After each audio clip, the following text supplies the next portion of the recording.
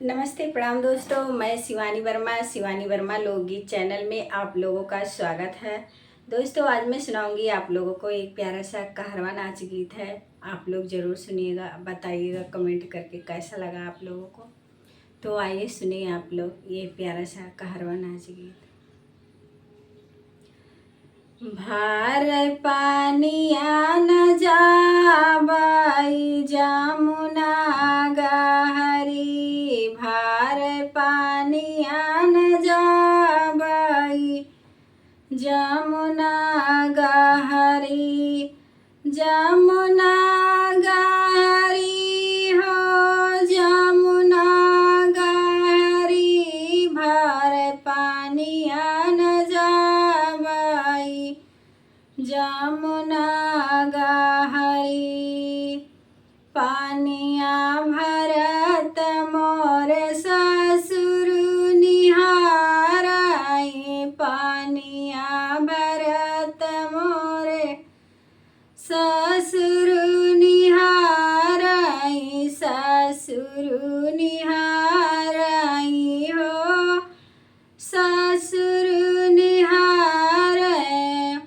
मारे गुलेलिया फूटत गगरी, भार पानिया न जाबै जमुना गहरी, भार पानिया न जाबै जमुना गहरी, जमुना गहरी हो जमुना गहरी, भार पानिया न जाबाई जमुना गहरी।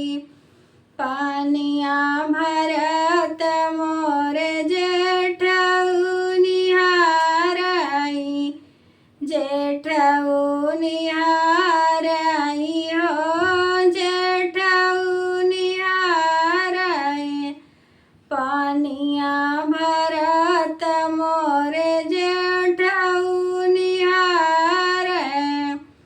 मारे गुलेलिया फूटत गगरी, भार पानिया न जाबै जमुना गहरी, भार पानिया न जाबै जमुना गहरी, जमुना गहरी हो जमुना गहरी, भार पानिया न जाबै जमुना गहरी।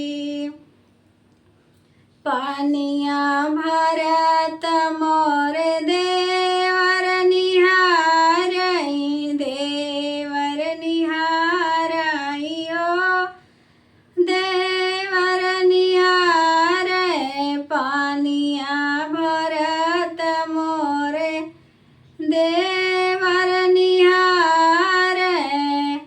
मारे गुलेलिया फूटत गगरी, भार पानी